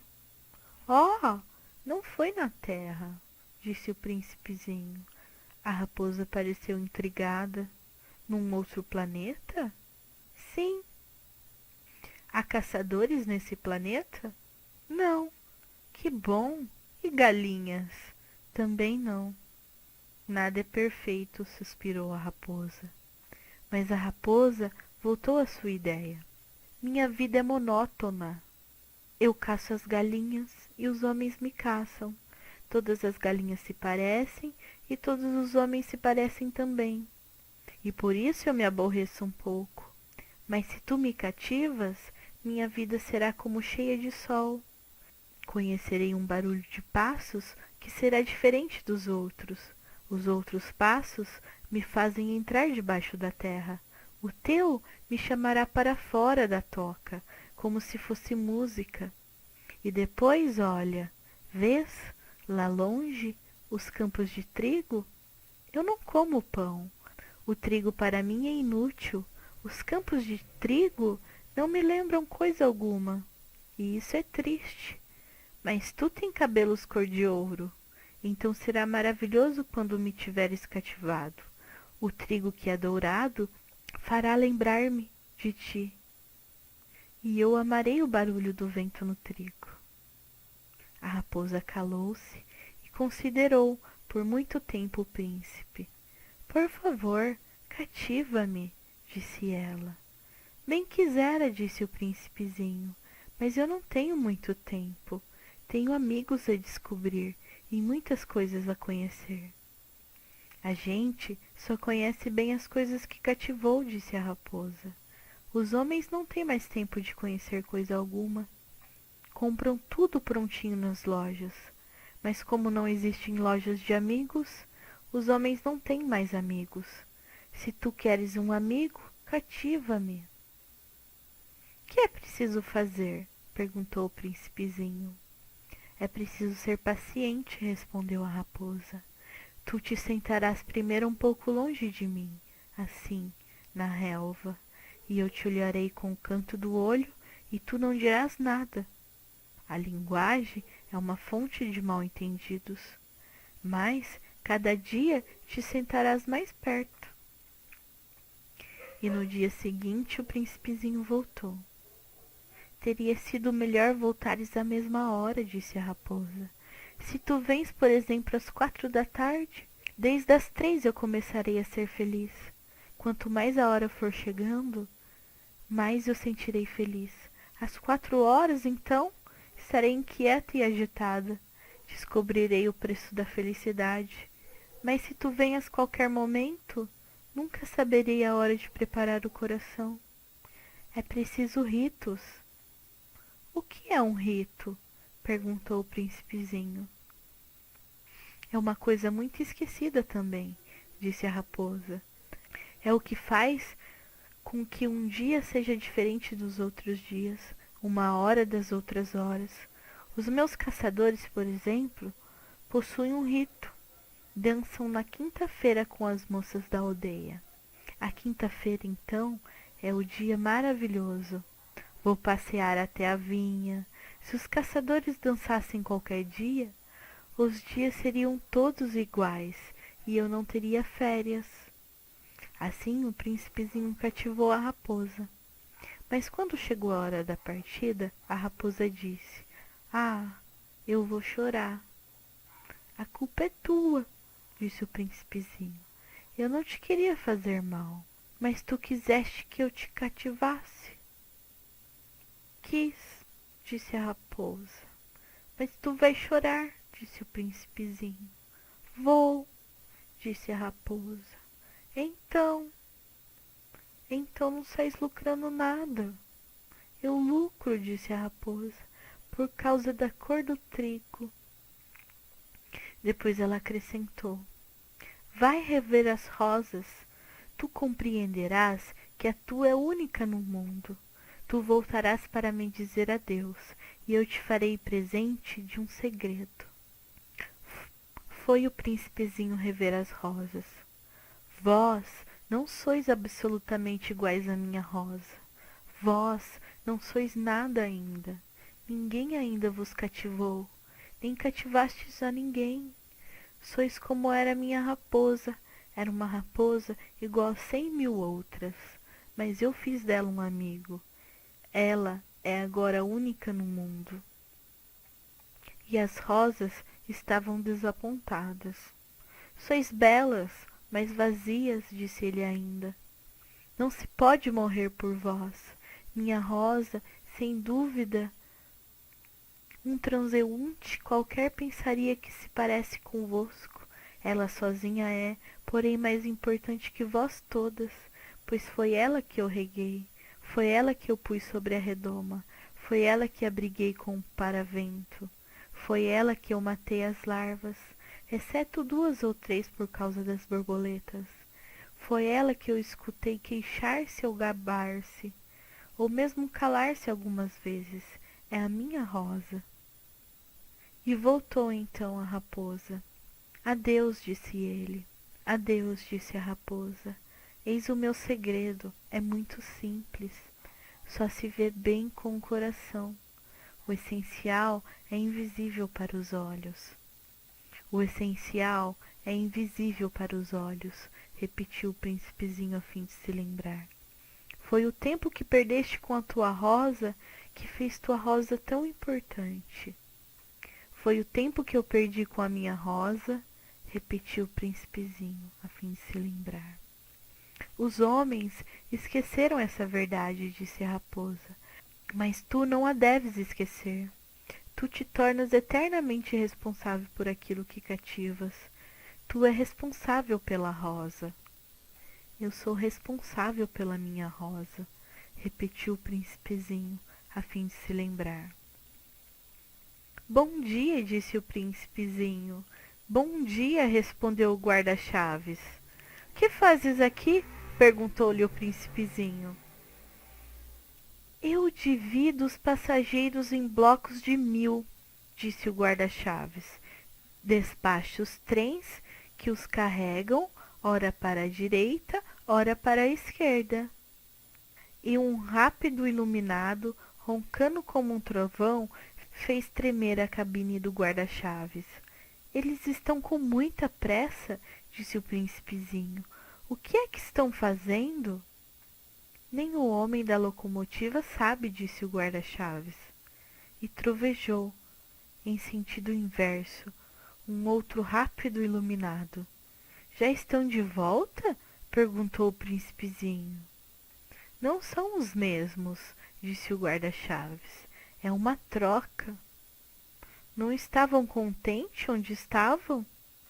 "Nunca estamos contentes onde estamos", disse o guarda-chaves. E um terceiro e rápido iluminado trovejou. "Estão perseguindo os primeiros viajantes?" perguntou o príncipezinho. "Não perseguem nada", disse o guarda-chaves. "Estão dormindo lá dentro, ou bocejando. Só as crianças esmagam o nariz nas vidraças." "Só as crianças sabem o que procuram", disse o príncipezinho. "Perdem tempo com uma boneca de pano e a boneca se torna muito importante e choram quando a gente toma. Elas são felizes, disse o guarda-chaves. Bom dia, disse o príncipezinho. Bom dia, disse o vendedor. Era o vendedor de pílulas aperfeiçoadas que aplacavam a sede. Toma-se uma por semana e não é preciso beber. Toma-se uma por semana e não é mais preciso beber. Por que vendes isso? Perguntou o príncipezinho. É uma grande economia de tempo, disse o vendedor. Os peritos calcularam. A gente ganha 53 minutos por semana. E o que se faz então com os 53 minutos? O que a gente quiser.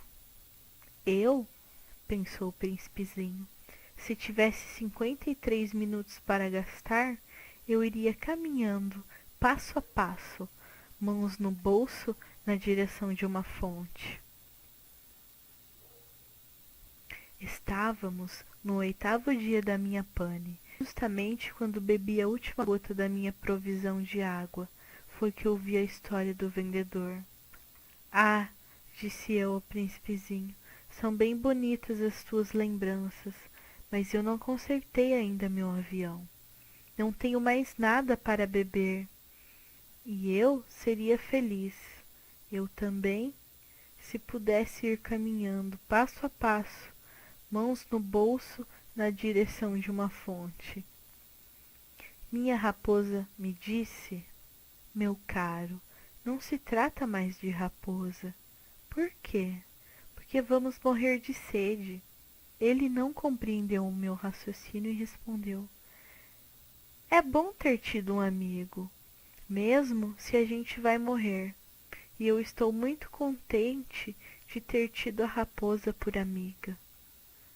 Não avalie o perigo, disse eu.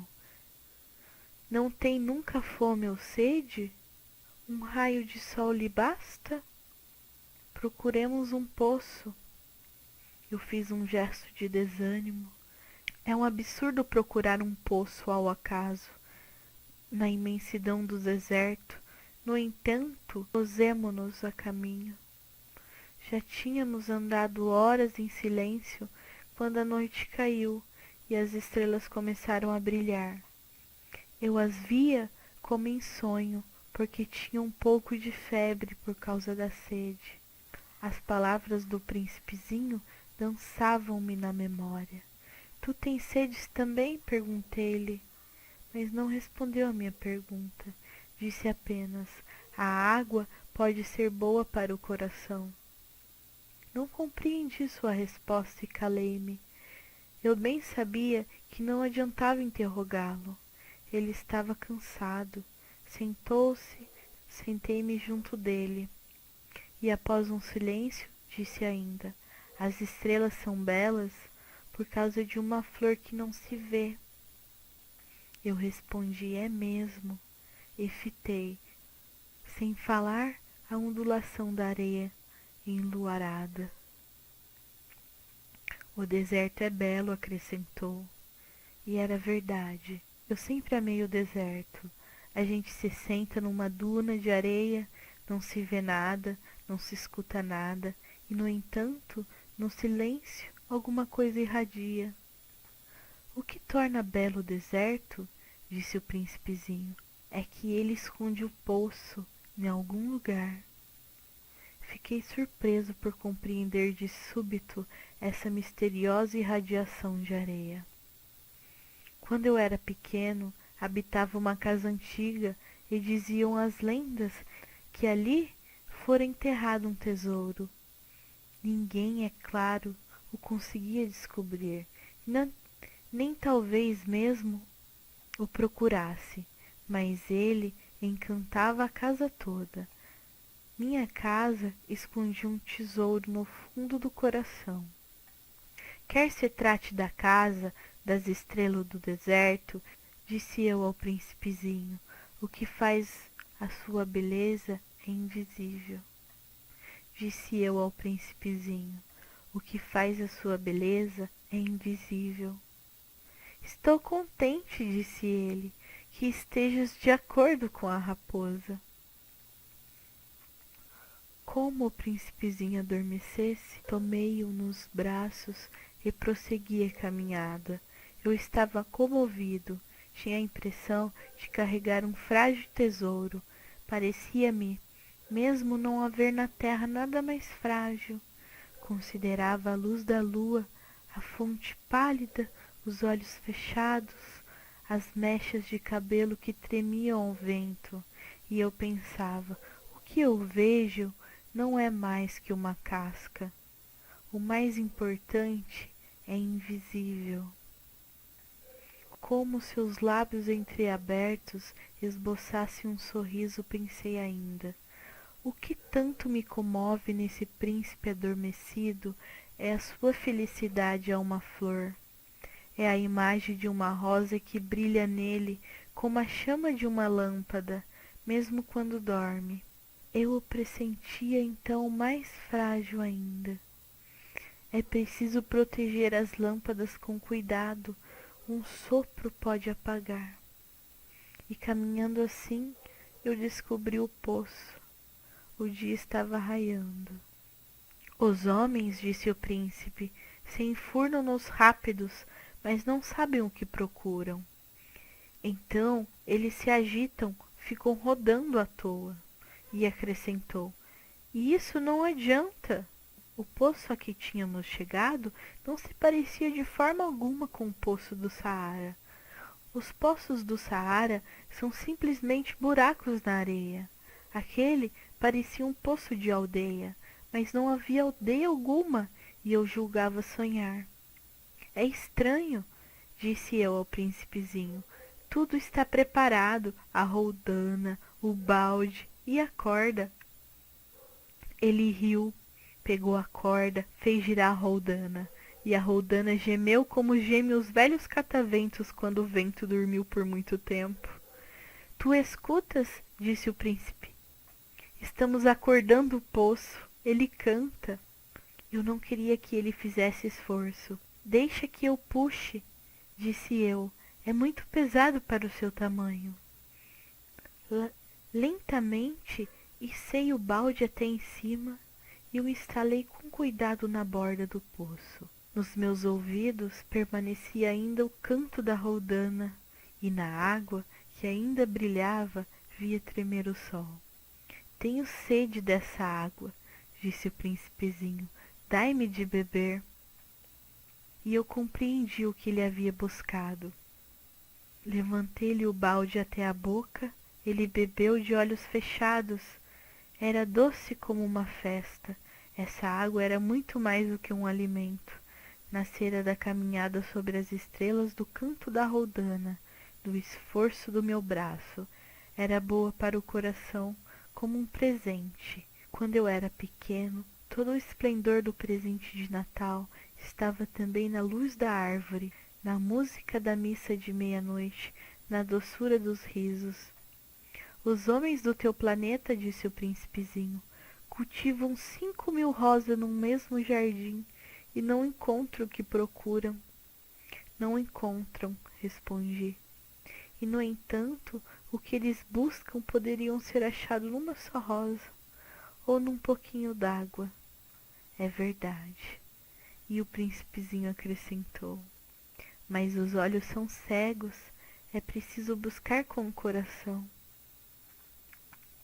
Eu havia bebido, respirava facilmente, a areia cor de mel quando amanhece, e a cor de mel me fazia feliz, porque havia eu de estar triste. É preciso, disse baixinho o príncipe, que cumpras a tua promessa. Ele estava de novo sentado junto de mim. Que promessa? Tu sabes, a mordaça do meu carneiro. Eu sou responsável pela flor. Eu sou responsável pela flor. Tirei do bolso as minhas tentativas de desenho. O príncipezinho os viu e disse rindo, teus baobás parecem um pouco repolhos. Oh, eu estava tão orgulhoso dos meus baobás. Tua raposa, as orelhas delas Parecem chifres, são compridas demais. Ele riu outra vez. Tu és injusto, meu bem. Eu só sabia desenhar jiboias abertas e fechadas. Não faz mal, disse ele. As crianças entendem. Rabisquei, portanto, uma pequena mordaça, mas sentia, ao entregá-la, um aperto no coração. Tu tens projetos que eu ignoro. Ele não me respondeu, mas disse: Lembras-te da minha queda na terra? Amanhã será o aniversário. Depois, após um silêncio, acrescentou: Caí pertinho daqui. E ficou vermelho ao dizê-lo. E de novo, sem compreender porquê, eu sentia um estranho pesar. No entanto, ocorreu-me a pergunta: Então não foi por acaso que vagava sozinho quando te encontrei há 8 dias, a milhas e milhas de qualquer região habitada? Não estaria voltando ao ponto da queda? O príncipezinho ficou vermelho de novo, e eu acrescentei hesitando: Terá sido por causa do aniversário? O príncipezinho ficou mais vermelho. Não respondia nunca às perguntas, mas quando a gente fica vermelho, não é o mesmo que dizer sim? Ah, disse-lhe eu tenho medo. Mas ele respondeu: Tu deves agora trabalhar, ir à busca do teu aparelho. Espero-te aqui. Volta amanhã de tarde. Mas eu não estava tranquilo. Lembrava-me da raposa. A gente corre o risco de chorar um pouco quando se deixou cativar. Havia, ao lado do poço, a ruína de um velho muro de pedra. Quando voltei do trabalho no dia seguinte, vi, de longe, o príncipezinho sentado no alto, com as pernas balançando. E eu escutei dizer: Tu não te lembras, então? Não foi bem aqui o lugar? Uma outra voz devia responder-lhe, porque replicou em seguida: Não, não estou enganado. O dia é esse, mas não o lugar. Prossegui o caminho para o muro. Continuava a não ver ninguém. No entanto, o príncipezinho replicou novamente: Está bem, tu verás onde começa, na areia, o sinal dos meus passos. Basta esperar-me, estarei ali esta noite. Eu me achava a 20 metros do muro e continuava a não ver nada. O príncipezinho disse ainda após um silêncio: O teu veneno é do bom? Estás certa de que não vou sofrer muito? Parei com o coração apertado sem compreender ainda. Agora vai-te embora, disse ele. Eu quero descer. Então baixei os olhos para o pé do muro e dei um salto. Lá estava erguida para o príncipezinho uma dessas serpentes amarelas que nos liquidam num minuto. Enquanto procurava o revólver no meu bolso, dei uma rápida corrida. Mas, percebendo o barulho, a serpente se foi encolhendo lentamente, como um refluxo que morre, e sem se apressar demais, enfiou-se entre as pedras num leve tinir de metal. Cheguei ao muro a tempo de receber nos braços meu caro príncipezinho pálido como a neve. Que história é essa? Tu conversas agora com as serpentes? Desatei o nó do seu eterno lenço dourado, umedeci-lhe as têmporas, dei-lhe água, e agora não ousava perguntar-lhe coisa alguma. Olhou-me gravemente e passou-me os bracinhos no pescoço. Sentia-lhe o coração bater de encontro ao meu, como que um pássaro que morre atingido pela carabina. Ele me disse: Estou contente de teres descoberto o defeito do mecanismo. Vais poder voltar para casa. Como soubeste disso? Eu vinha justamente anunciar-lhe que, contra toda expectativa, havia realizado o concerto. Nada respondeu à minha pergunta, mas acrescentou: Eu também volto hoje para casa. Depois, com melancolia, ele disse: é bem mais longe, bem mais difícil. Eu percebia claramente que algo de extraordinário se passava. Apertava-o nos braços como se fosse uma criancinha, mas tinha a impressão de que ele ia deslizando verticalmente no abismo, sem que eu nada pudesse fazer para detê-lo. Seu olhar estava sério, perdido ao longe. Tem o teu carneiro, e a caixa para o carneiro, e a mordaça. Ele sorriu com tristeza. Esperei muito tempo. Pareceu-me que ele ia aquecendo de novo, pouco a pouco. Meu querido, tu tivesse medo? É claro que tivera, mas ele sorriu docemente. Terei mais medo ainda essa noite. O sentimento do irreparável gelou-me de novo, e eu compreendi que não podia suportar a ideia de nunca mais escutar esse riso. Ele era para mim como uma fonte no deserto. Meu bem, eu quero ainda escutar seu riso. Mas ele me disse: faz 1 ano essa noite. Minha estrela se achará justamente em cima do lugar onde eu caí o ano passado. Meu bem, não será um sonho mau essa história de serpente, de encontro marcado, de estrela?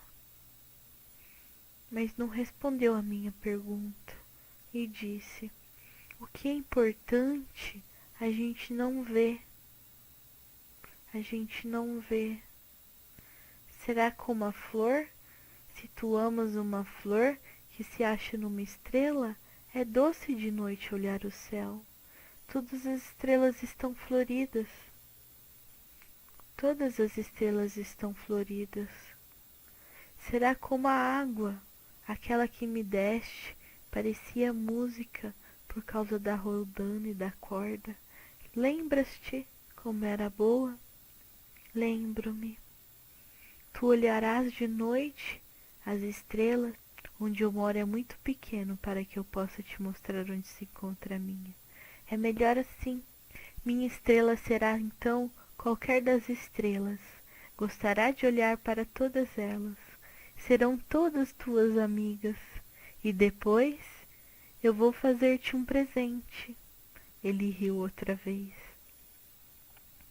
Ah, meu pedacinho de gente, meu amor, como gosto de ouvir esse riso. Pois é ele o meu presente. Será como a água. Que queres dizer? As pessoas têm estrelas que não são as mesmas. Para uns que viajam, as estrelas são guias. Para outros, os sábios são problemas. Para o meu negociante era ouro, mas todas as estrelas se calam. Tu, porém, terás estrelas como ninguém. O que queres dizer? Quando olhares o céu de noite, por que habitarei uma delas? Porque numa delas estarei rindo. Então será como se todas as estrelas te rissem, e tu terás estrelas que sabem sorrir. E ele riu mais uma vez. E quando te houveres consolado, e a gente sempre se consola, tu te sentirás contente por teres me conhecido. Tu serás sempre meu amigo. Tu terás vontade de rir comigo, e abrirá, às vezes, a janela à toa, por gosto, e teus amigos ficarão espantados de ouvir-te rir olhando o céu. Tu explicarás então: sim, as estrelas, elas sempre me fazem rir. E eles te julgarão maluco. Será uma peça que te prego. E riu de novo. Será como se eu te houvesse dado? Será como se eu te houvesse dado, em vez de estrelas, montões de guizos que riem? E riu de novo, mais uma vez. Depois ficou sério. Esta noite, tu sabes, não venhas. Eu não te deixarei. Eu parecerei sofrer, eu parecerei morrer. É assim, não venhas ver, não vale a pena. Eu não te deixarei. Isto, também por causa da serpente. É preciso que não te mordas. As serpentes são más, podem morder por gosto. Eu não te deixarei. Mas uma coisa o tranquilizou. Elas não têm veneno, é verdade para uma segunda mordida. Essa noite, não o vi pôr-se a caminho, invadiu-se sem rumor. Quando consegui apanhá-lo, caminhava decidido a passo rápido. Disse-me apenas: "Ah, estás aqui?" E ele me tomou pela mão, mas afligiu-se ainda. "Fizeste mal, tu sofrerás, eu parecerei morto, e não será verdade."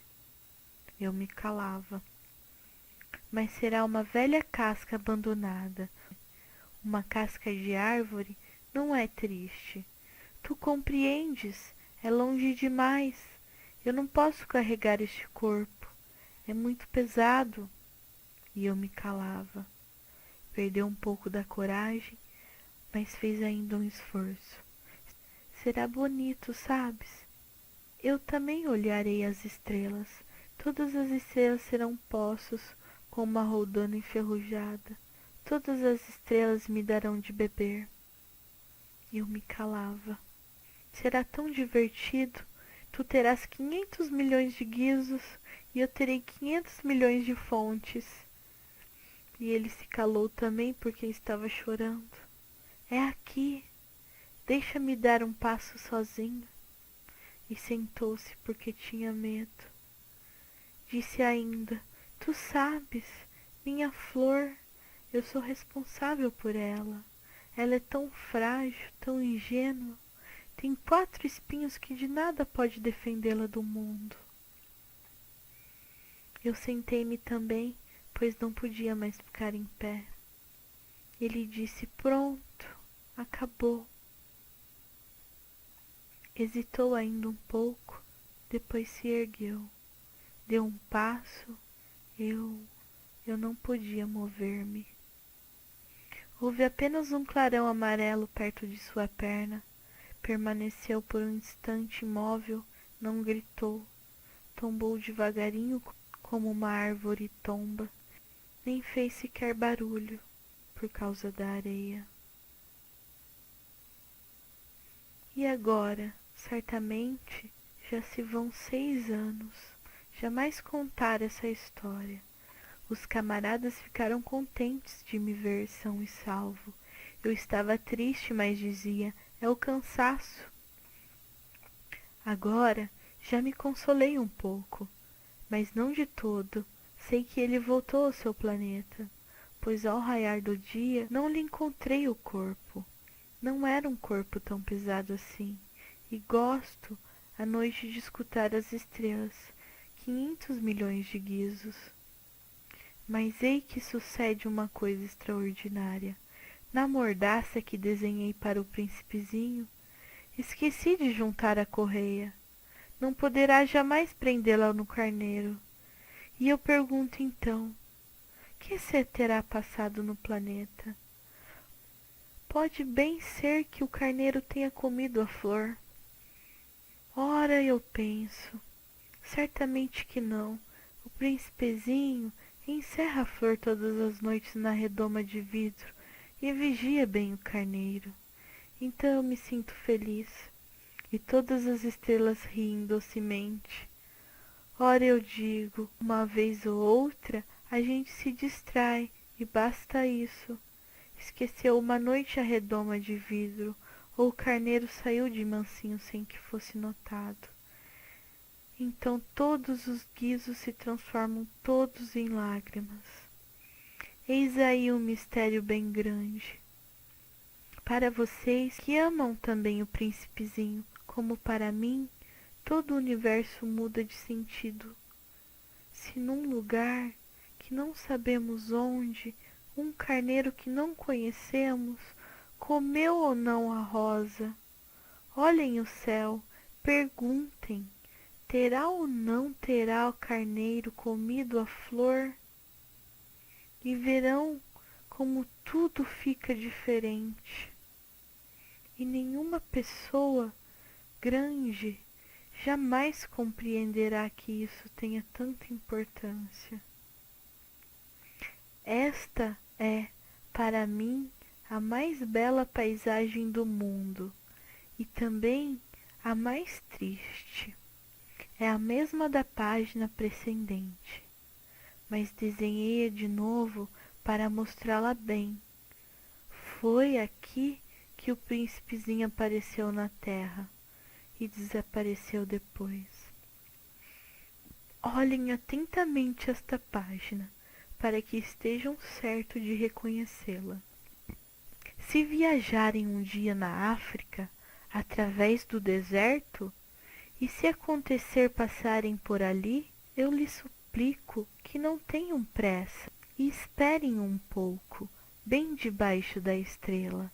Se então um menino vem ao encontro de vocês, se ele ri, se ele tem cabelos de ouro, se não responde quando interrogam, adivinharão quem é. Então, por favor, não me deixe tão triste, escrevam-me depressa que ele voltou.